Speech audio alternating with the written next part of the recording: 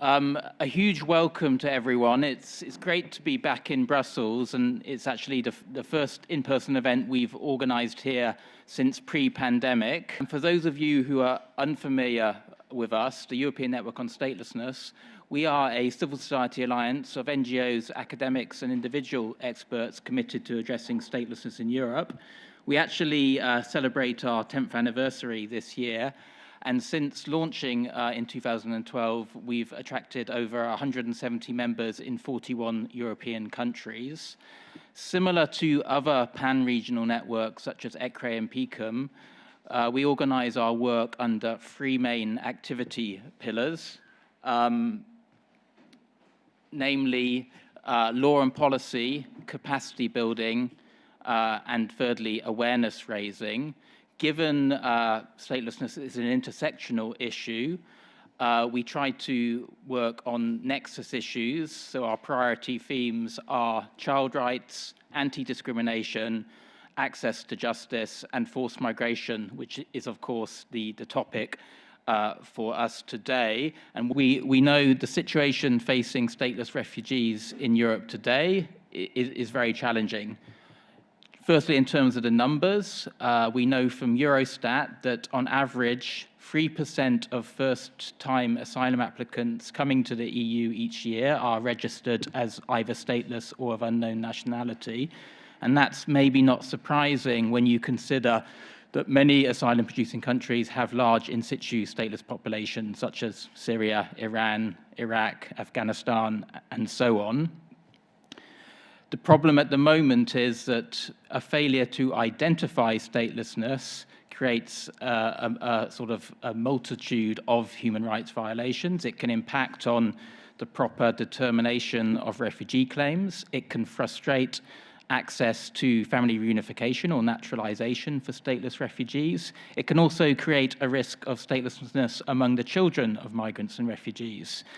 And even for stateless migrants who are not recognized as refugees, many face protracted and lengthy immigration detention because there is no country to which they can be returned, or they end up in endless limbo without respect for their fundamental rights.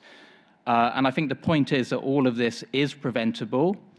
And at the moment, it's gaps in law and policy frameworks that mean that these rights violations continue, and also perhaps exacerbated by a lack of awareness and expertise among refugee response actors.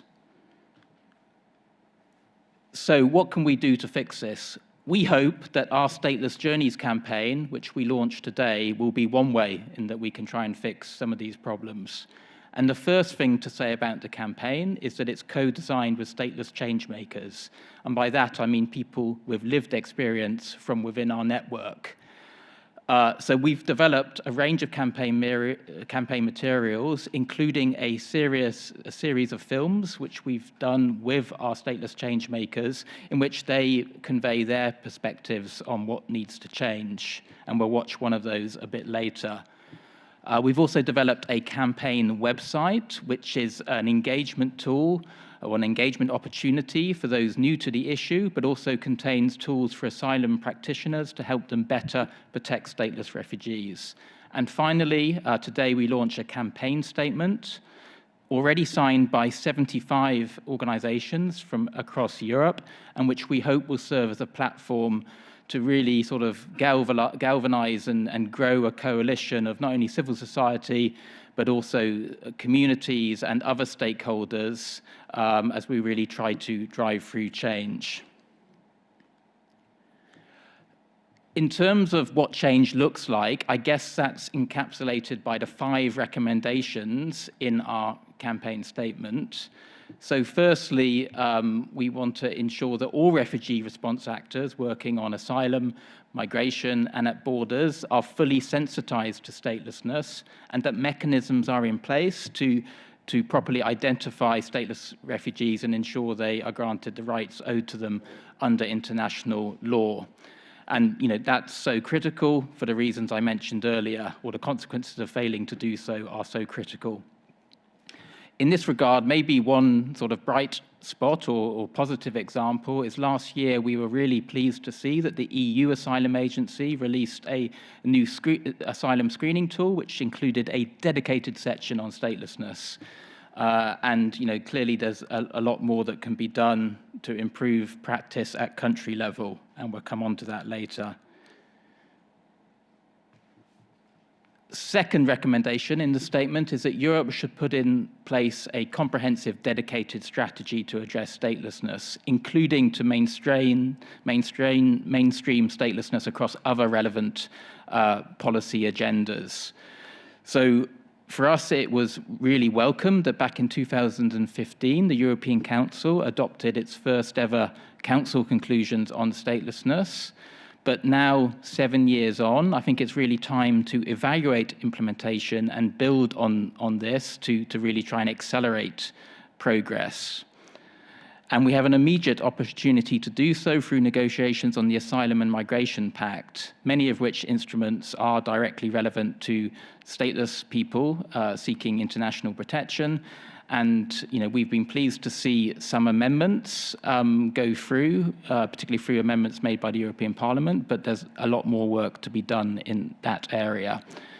And also just to emphasize that we're not just talking about the EU, the Council of Europe and the OSCE also have an important role to play going forwards. Our third recommendation is that all children born in Europe, including those born to migrants and refugees, must have their birth registered immediately and should be able to acquire a nationality if they would otherwise be stateless. And this is so important when you consider that 25 countries around the world still discriminate against women so that they are unable to pass nationality on to their children in the same way as men. So this is a gap that needs to be fixed, but at present, more than half of European states don't have full safeguards in their nationality laws to grant nationality to children born on their territory who would otherwise be stateless. And our fourth recommendation, coming back to what I said earlier about a relative lack of awareness and expertise among asylum practitioners, both in government and in civil society, there's a clear need for more training. And again, one bright example is that we heard recently that the EU Asylum Agency will develop a module on statelessness as a form of persecution, and hopefully that will open the door for many more training modules. But also, this needs to be rolled out and mainstreamed at country level. And then fifthly, and finally, and hugely importantly, we need to ensure that the voices of stateless people inform law, policy, and practice solutions. And by that, I don't mean in a tokenistic way as talking heads, but they need to be equal partners at the table. So later on, we'll have a panel, dedicated to stateless change makers, but really every panel talking about statelessness should have someone with lived experience on it, in our view.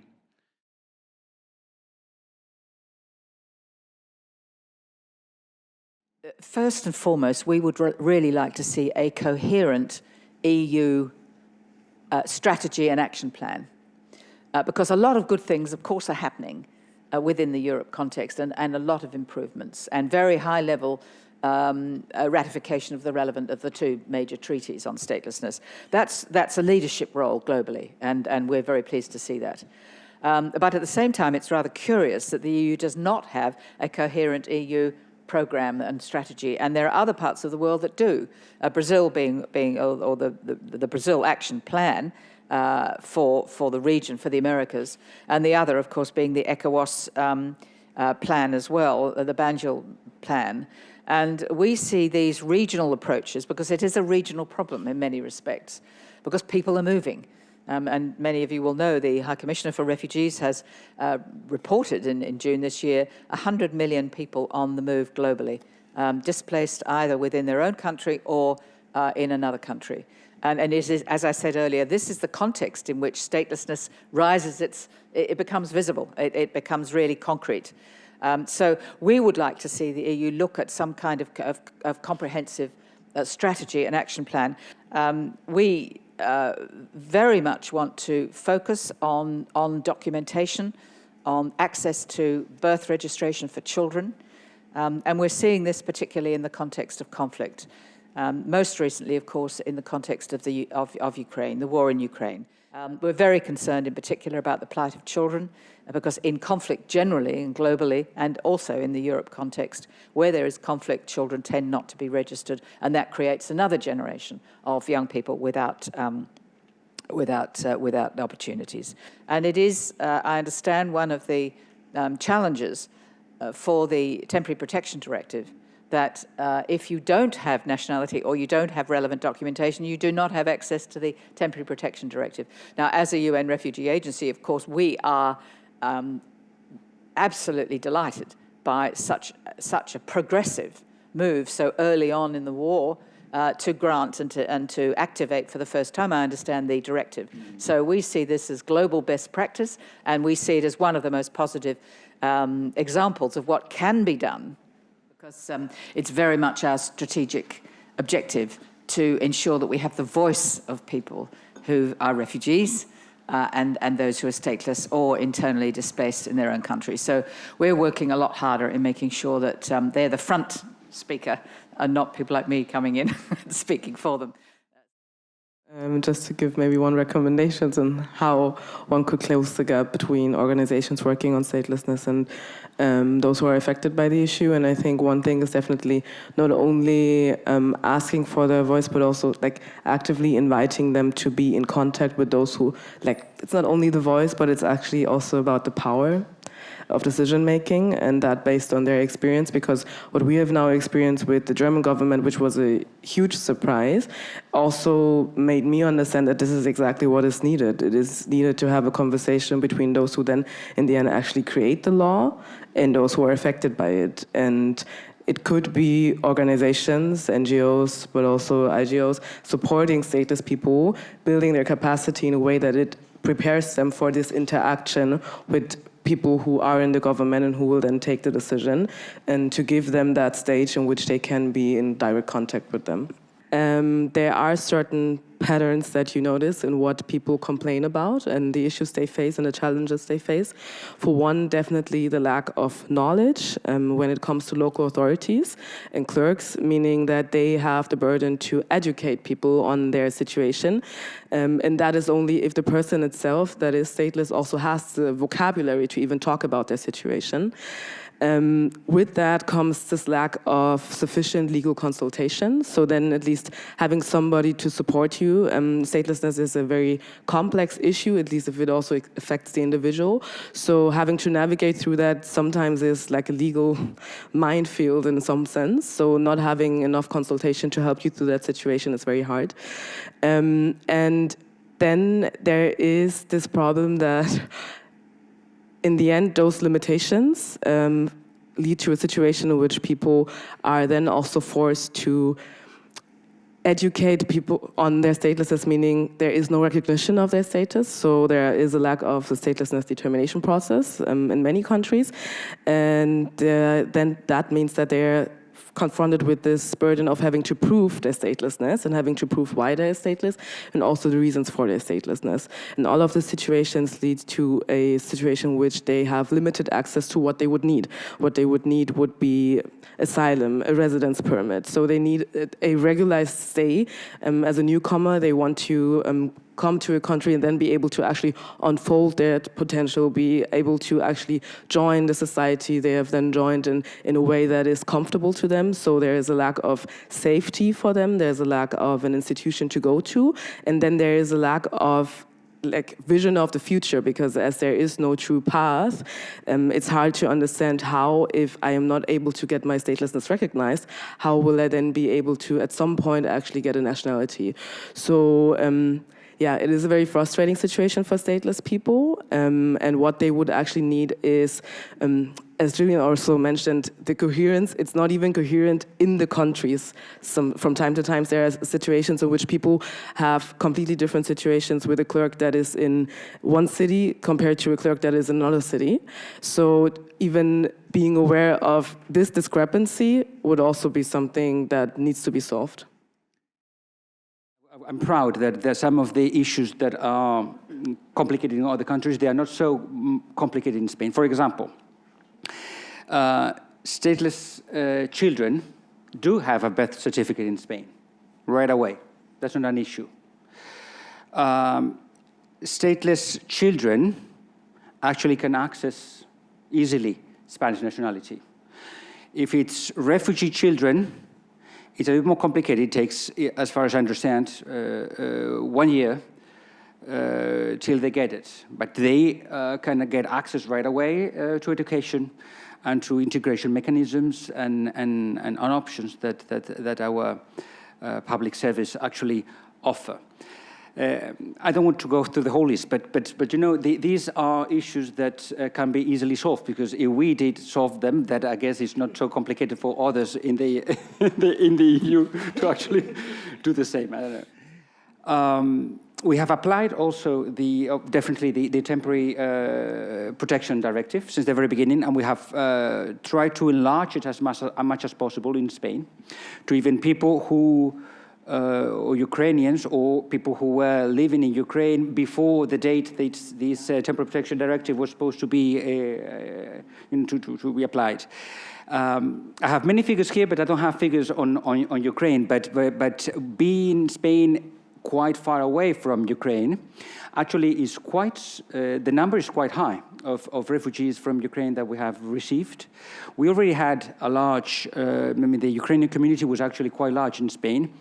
And we saw that when this crisis started, solidarity mechanism among Ukrainians actually worked fairly well. So those Ukrainians living in Spain, legally or illegally, or regular or irregular, actually help all the Ukrainians or the friends who were living in Ukraine to actually go and stay in Spain under this temporary protection directive. I mentioned earlier about the 2015 Council conclusions on statelessness, but we have been a little bit frustrated that no presidency since Luxembourg in 2015 has prioritized statelessness. So I wanted to ask you what scope you see for Spain to prioritize and address the issue during your presidency in the second half of next year.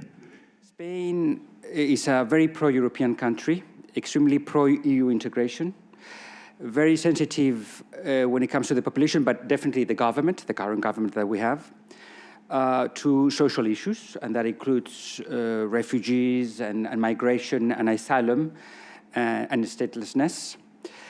So definitely that's going to be in the agenda.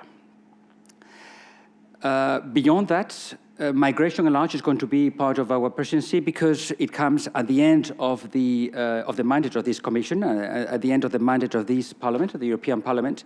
And as we know, there are many files, many legislative files, maybe not on statelessness, but on migration at large. And statelessness, at the end of the day, is quite horizontal. So they are there on a way or another that we are supposed to finish and deliver a result before the end of this this mandate, in this legislature. Watching the video of the campaign, one concludes that it's an obvious thing, but it seems it's not so obvious.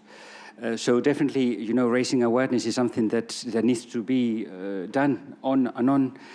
I think that our presidency can be a fantastic platform for many things, and definitely to raise awareness about all these issues. And we can raise awareness in many different ways. You can count on us to actually promote, push, dynamitize, or whatever the word would be there, activate, agitate, engage in all these issues. Maybe that's not much, maybe that's, okay, a little something, but, that's probably what I truly, being at least honest, I can say right now. Those denied access to nationality, when the EU are, by extension, denied the possibility to contribute as EU citizens. So aware of this most important issue, and alerted by citizens and organizations such as the European Network of Statelessness, the European Parliament has taken action. And yes, we can still do more. The response to the war launched by Putin, this war of aggression against Ukraine, just April this year, 2022, the European Parliament adopted the most important resolution on EU protection of children and young people fleeing the war in Ukraine, which included a number of relevant references to childhood statelessness. The resolution was adopted in the plenary by a vast majority, 501 votes against 3. The final text of the resolution took on board many of the important recommendations made by the European Network on Statelessness and its members, including signposting to information on the stateless population in Ukraine and flagging obstacles to birth registration. But the resolution also calls on all EU member states not to discriminate against any child on the grounds of nationality status, recommending that child protection officers and officials work at the border most accurately to identify and properly record a child's nationality, every child's nationality, statelessness or not, and that all the disaggregated data, including on statelessness, is properly collected, and that member states ensure that a guardian is appointed to all unaccompanied minors and accompanied children upon arrival, regardless of their nationality or immigration status. But while the war in Ukraine has actually been a spotlight for the particular protection needs for forcibly displaced stateless people, there are also many other kinds of stateless refugees fleeing from other conflicts that have been ignored for all too long. We have been fighting to compensate that unfairness. And that is a problem, as we know from Eurostat data, that on average, around 3% of asylum seekers and asylum applicants to the EU each year are actually stateless people. And the true figure is probably much higher, given the lack of tools to properly identify and record statelessness at European borders. So it's of critical importance to improve identification, recording of statelessness, referral to appropriate determination procedures, and measures to support integration and inclusion. That would help to end the cycles of criminalization, detention, and all sorts of unfair treatment and injustice that many stateless people in Europe face today.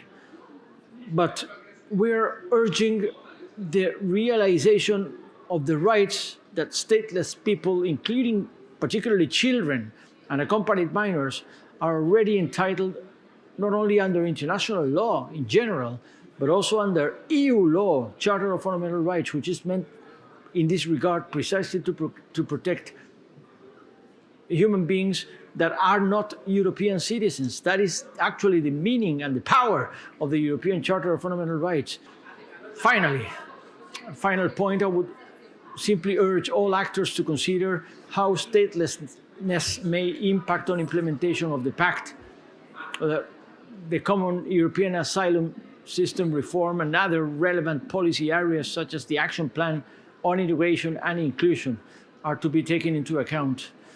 In my view, as chair of the Committee of Liberty, Justice and Home Affairs, no current blind spot is allowed. The current blind spot in statelessness must be addressed in EU policy making and EU law making, which is the work we do here in the European Parliament. When I was watching the video, actually, it reminded me of stories when I was on the ground in Greece in 2016, on the islands and Lesbos, and we were receiving lots of Palestinians and also stateless people from Syria and Lebanon. And we were realizing in the process that the border guards were not doing the right job. And one of the things I did when I came back from the missions in Greece was actually ask the EUAA if they could develop a very basic determination system so that all the border guards will apply it. And we did something very quickly, and we had lots of meetings later on with the border guards. And I think by maybe the third year of the crisis, we were having a bit more horizontal approach to those issues. And it's true that the pact probably could have gone further. But I think one of the things we're doing as Commission is to try to encourage member states as much as possible to join, to accede to the 2 UN Convention. It's something that we repeat over and over again.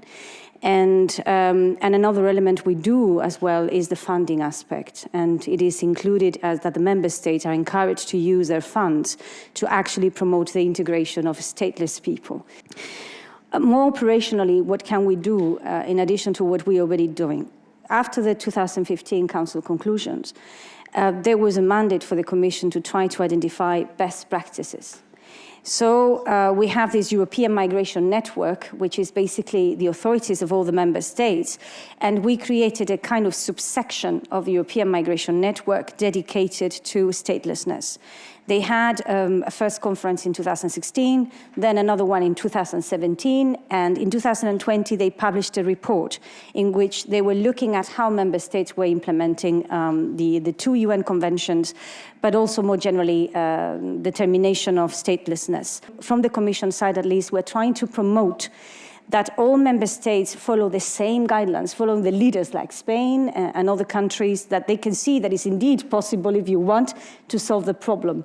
And we hope that this will also result in a positive outcome in the next years. And last but not least, the work of the European Asylum Agency. I told you at the beginning about this little leaflet that we prepared for the border guards. But now with the EUAA, you mentioned at the beginning, they are developing a registration tool. We are also working with them on the trainings that are going to be given to border guards and asylum authorities in relation to statelessness. So if we implement all these measures, we think at a horizontal level we'll be better equipped as a union to deal with the challenge of statelessness and to promote that stateless persons in Europe have access to their rights. Obviously, you know, many speakers have already alluded to Ukraine and how it's exposed a protection gap for stateless refugees. And back in April, we wrote to Commissioner Johansson calling for action to improve the implementation of the Temporary Protection Directive with regard to stateless people. In her response to us, Commissioner Johansson, she explicitly committed to continue to encourage states to take account of the interests of stateless people, as well as to make sure that this would be discussed in platforms, you know, discussing implementation of the Temporary Protection Directive. Could you just update us on what concrete action has been taken since then? We were receiving some reports about discrimination at the border, so we have done several of fact-finding missions on the ground with some of the frontline member states, and we had conversations with them about statelessness on Ukraine. Yes, actually, we ask about what kind of evidence they're asking, because we know that many of the stateless persons in Ukraine don't have documents, and that the new Ukrainian determination system of statelessness, we're in contact with the Ukrainian authorities as well. So we're actually asking, we know that in many cases, based on what we have learned, many go into the asylum procedure. But then we have a second question for them, and it's like, well, what if they don't meet the conditions of subsidiarity? Because the Council decision talks about adequate protection. But we have safe and durable conditions, which is very different from the criteria we have. They're similar, but not the same as the criteria we have in the Qualifications Directive when it comes to subsidiary protection. So we are going deeper a bit into that when we talk to the member states, just to know what they're doing at least, and see we have to come up with some frequently asked questions and guidance on this aspect. So we were discussing very much with the member states at the front line to try to identify this problem. We followed this up then with, we created to implement the Temporary Protection Directive, what we call the Solidarity Platform, in which we have all member states represented, UNHCR is participating, we also have IOM, we also have the EU agencies, so it's a quite a comprehensive platform where all the people that are supposed to be there are represented. We also have it sometimes with NGOs. And there we raised the issue of statelessness. It was in May. And we explained again how important it is that, of course, we have the issue of documentation. During negotiations, and Marcos can say it was very important that the whole process to grant temporary protection was going to be very fast, so that there would be no questions mark. But anyway, we were raising with the member states that they had to be flexible when it comes to statelessness. And after that, what we did is that we started doing an assessment of how member states are implementing the TPD, Temporary Protection Directive. So we were trying to see how these issues were being addressed at national level. We finished the first evaluation. We also looked into how stateless were being dealt with at national level.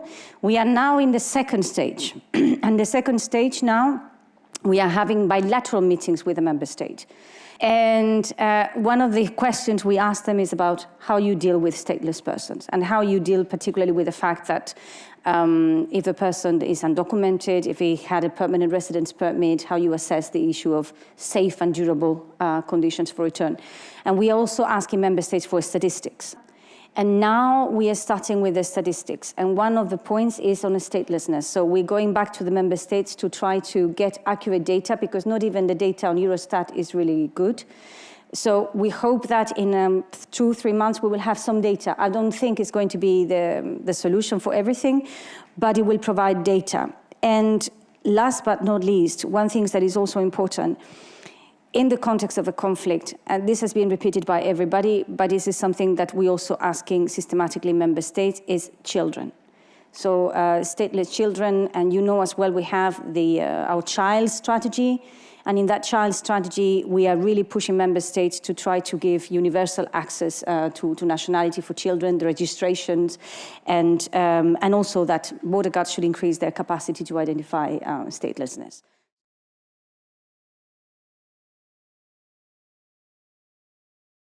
So to get us going, we're just going to briefly contextualize what we're speaking about today. As all of you know, today is the launch of the Stateless Journeys campaign, focused on the rights of stateless refugees in Europe.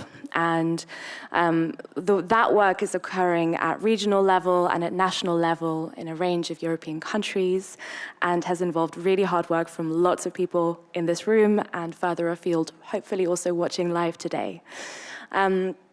Today in the session, we thought we would take one of the recommendations of the campaign and speak about it in a little bit more detail.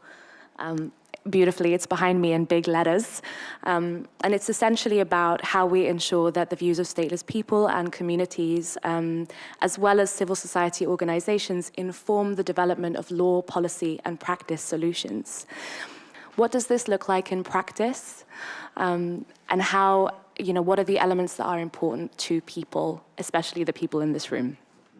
I mean, we're on the same team, the same side, and this is where we're gonna start discussing how we can achieve this goal. What does it mean? What are the recommendations? What to do, the don'ts, and how to make it action and how to celebrate the action. Because we usually, especially on those times, it's so easy to get hopeless when seeing where the world is going, and it's so easy to highlight the things that are going wrong. But sometimes we're forgetting that there's a lot of work that's being done, great work by those people and by people in the crowd. And this work should be celebrated and it should be highlighted. And I think it's good to hear it, because it's going to give us some hope. It's going to make us feel like it's not really that bad. Maybe it is bad, but there's some good stuff that are going. So I just want to hear about the change that your work is doing, and I want to celebrate it with you here today. Earlier on in the year, ENS approached us to make a project based on statelessness or refugees, or what we basically to inform others and communicate the cause. And how we did it was we got Rohingya teenagers ages from 7 all the way to 18 to 21. So you can imagine the diverse group, people who do not know that they are stateless, people who do not know that their parents were stateless. Just a bit of background. Like I've told you, my community is the Rohingya community. There are more than 1 million people still in the refugee camp, and in other contexts, the UK hosts the largest Rohingya community in Europe, which is about 400 people. So you can see how small the diaspora community is in comparison to the grassroots. Since growing up, when I was in school, I used to tell, I think when I was in year 7, that's when you're 11, 12, in the British system. But I would tell people I'm a Rohingya, but that word was known to no one, virtually no one at that point in 2012. And it became really hard for me to express my identity, that I had to merge myself into the Bangladeshi culture. So I ended up calling myself a Bengali, even though I was born in Bangladesh refugee camp, but they'd never accept me. And I would probably be jailed or beaten up if I said I was a Bengali in Bangladesh. So that's not my identity. But to make it easier for myself, because these people didn't know where I was from, I'd call myself a Bengali, and that was the same thing for many individuals that were in that group. It wasn't until I was 18 years old or 19 years old where I was presented with an opportunity to talk about my identity, and I was kind of confident enough to go out there and tell people I was a Rohingya, and I did a whole school project telling them where the Rohingyas were from, and that really helped me.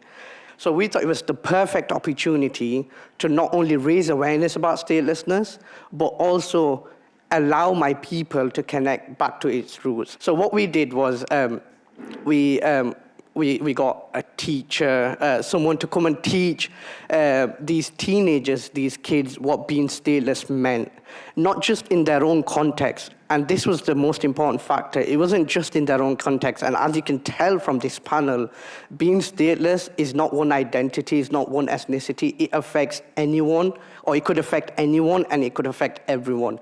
You could have a state today, and you could be stateless tomorrow. That's how arbitrary these causes are.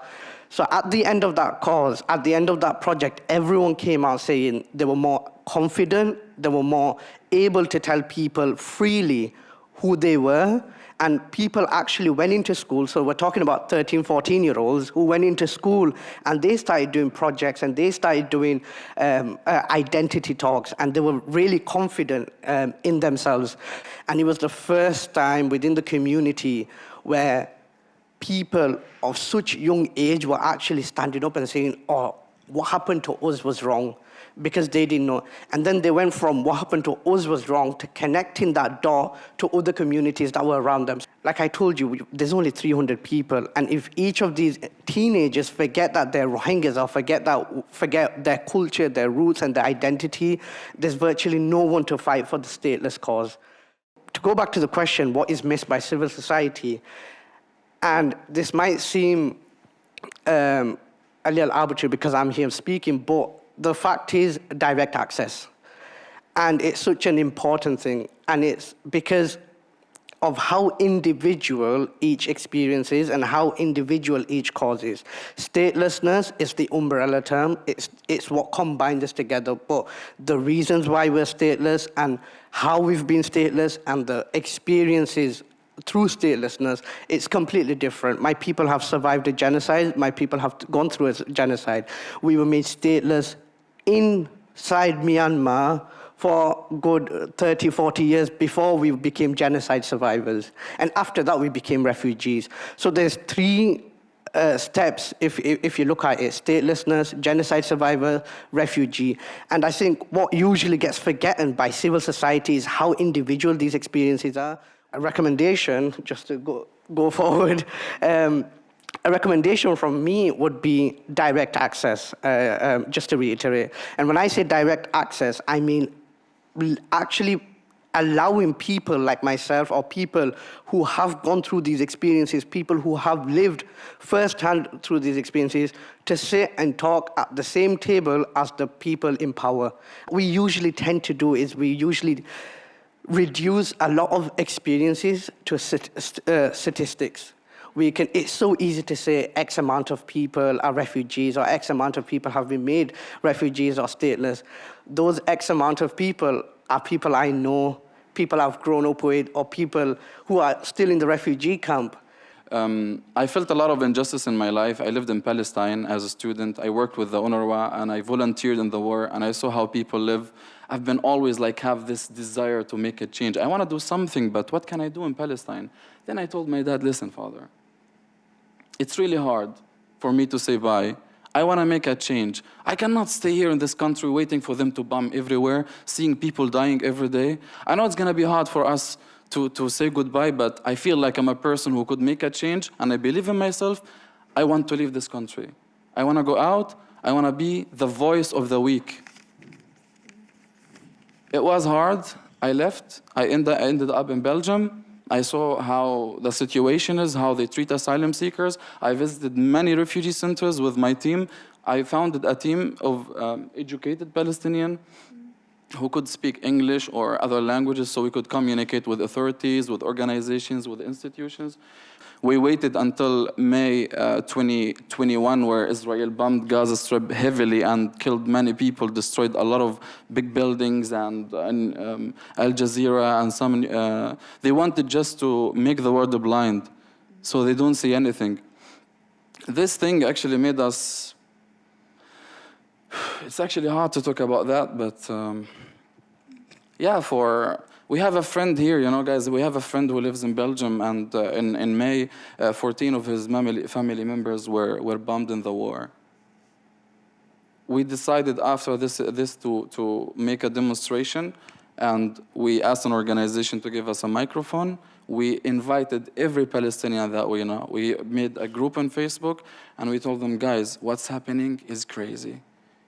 Leave your work, leave whatever you're doing, just come. It's time to make the change. We cannot stay like that. We are a human. We deserve equality. We went out. We spoke to the General Commissioner of the Sijra, and he wanted to have this conversation in person. I was the chosen guy to speak with him. I refused. I spoke with him on the microphone. People were sitting around, and we had that guy who lost his family. We told him, like, look, this guy lost 14 of his family members yesterday. If he was there, he would be 15. Give us our rights. We're not leaving. We're going to stay here. And after one day, we got a new decision from Sijra, and they started giving us the status. And I was recognized after 1 month of this event. I got my status as a refugee. Hundreds of Palestinians got that. And that was actually something that I'm super proud of. We really made the change. With the audience, with your help, with the organizations who are sitting here, you could reduce this time. You know, we lost a lot of time, 6 years of my life, and there are others who are still waiting. So, I want to celebrate or explain the work we have been doing in Spain from the civil society organizations and how we have started to tackle this gap that was mentioned previously in the previous panel between stateless people, stateless refugees, stateless communities, those working on asylum, migration, and statelessness, and the political powers that have the final word and who can decide on those limitations that exist in the legal frameworks that are affecting the lives of stateless people. So we did first a mapping of the situation and also of communities that might be affected. Spain has a particular case. Some data was shared previously in the previous panel, but one of the most visible communities, or those who have a higher number of being recognized as stateless in Spain, are Sahrawi people. But in the data that was shared by the Ministry of Interior, we saw also other countries of origin or nationalities that sometimes are listed under nationality, even though that they don't have a nationality because they're stateless. So we tried also to map these communities in order to know who are we talking about and who we should talk with, because obviously there was a gap in the participation and the communication between stateless people and communities, civil society organizations, and political powers. This work that we have done has come along with something that we considered very important, which is community engagement. So in the mapping of communities, we also started contacting those communities in order to inform them about our work, to have their feedback, to include them in the whole process, and to inform them also about what can be changed and what actual rights are are not being granted, that because many are not aware also about what is lacking or what other groups do have access to and they do not. So within this community engagement, we have also identified individual persons, stateless refugees who wanted to share their experience and speak about not only the problems that they face that might have been resolved by introducing those legal and political changes, but speak about their experience freely. In the interviews that we have had with the persons participating who were sharing their stories, we had no script. There were no questions to be asked. So we wanted the persons to be free to speak about whatever they considered as important or as necessary. Definitely, stateless people as experts should be sitting and talking about it, and especially sitting in those spaces where decisions are taken. But what should not happen is that stateless people have to explain to the administration responsible for the identification or the recognition of stateless people, especially in the context of forced migration, to explain them how they have to proceed. And this is something that is actually easily to be resolved, because this is training that needs to be given to those involved administrations, at least the basics about statelessness, so that they can be properly identified and assisted. In Ukraine, we have a lot of stateless people who are just hidden everywhere.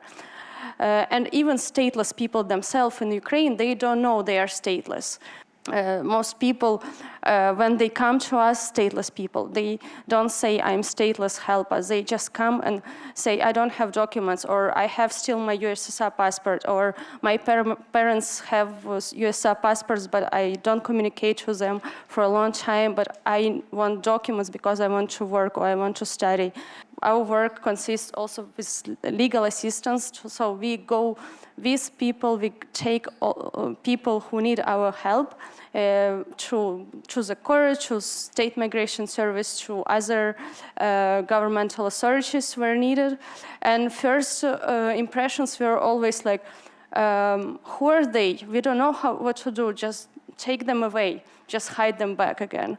We wrote and we also filmed some stories of stateless population, of stateless people themselves, individuals, who lived their life for many years, or who were born already on the territory of Ukraine after collapse of Soviet Union, who had own dreams. We filmed them, we wrote their stories, we had some round tables, seminars, trainings to raise awareness, first of all, among public authorities, among local municipalities who actually know there are people existing in their villages who do not have any documents, but who don't know where to go with them. Some law is not working, but nobody knows how it actually affects people. So we, based on our work with people and based on the practice we see, we explain why those laws or why some norms, articles do not work.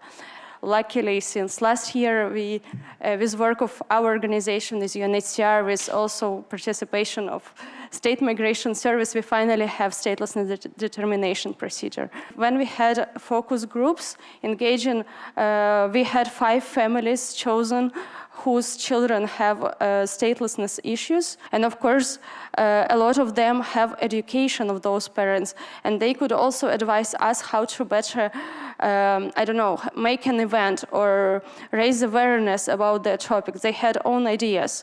And it's very also inspiring to us to know that people can participate and it's meaningful to them. And then actually we can empower them and to take their voices further. And just like Alexandra, I was born in Latvia.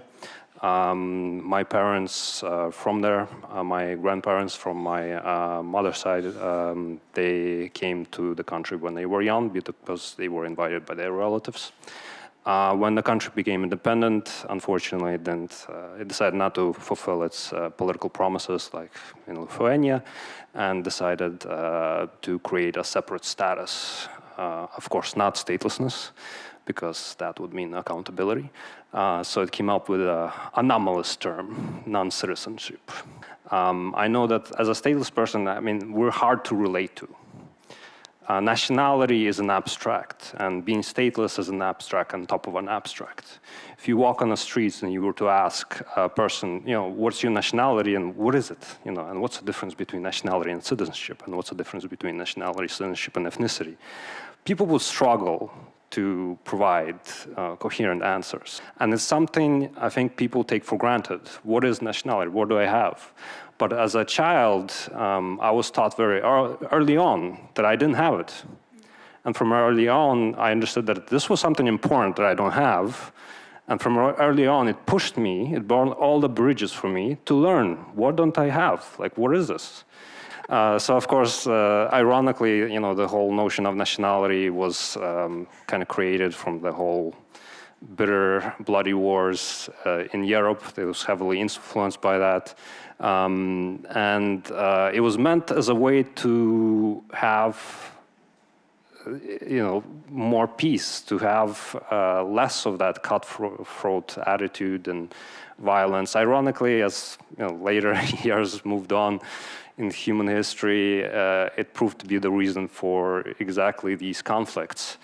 And it's something to keep in mind as we move forward, that this is our creation. Nationality is our imagination at play that took a wrong turn and keeps taking a wrong turn. And we're caught in the crossfire of that as stateless people. So this should be a topic on the agenda at the very least in all the relevant fields, you know, immigration, politics. And that's something stateless people can really help with, you know, because we were kind of, not by choice of our own, but we became specialists in that field, and we've become quite well self-taught in this whole topic. I can't, you know, express, it's just so hard to express how the frustration, the quiet frustration of having to, you know, read an article of a very well-respected specialist on statelessness. It really shows when the specialist, when the person who should know better, is not connected to the affected community. So statelessness, from the perspective of the stateless, oftentimes feels like a topic where we're outside looking in. You know, this is a subject that's being decided for us by somebody else, and that we're not involved. And that's where I think there's a lot of confusion, you know. So the first reaction we get is like of pity and like that, as if we want some sort of help or resources and things like that. It's really to be part of the process, to be part of this topic of statelessness. It's not about giving the voice to the voiceless or like making the invisible seen. I think this whole attitude, I think it's time for it to come to an end. When you read research, for example, it's like this research was made on stateless people, but like stateless people, in a way, it shouldn't be on anymore. It should be with. Yeah, don't work on us, work with us. I think that's how we can make some change. And this also about, Alexandra, what you said, I think where training comes very important, not only with the civil society, I think it also comes when with officials and migration people. Like, I think a lot of people were left in this limbo when it comes to their asylum and their statelessness because of just lack of knowledge, that it might be like a very simple, easy fix for them to actually get there. But it's like, like when I get an officer tell me about, well, get a passport then. I was like, what part of being stateless you don't understand? I just can't get a passport. So imagine, I mean, yeah, the emotional frustration, but also it's like, am I been waiting 8 years in this country for someone to come and tell me to get a passport?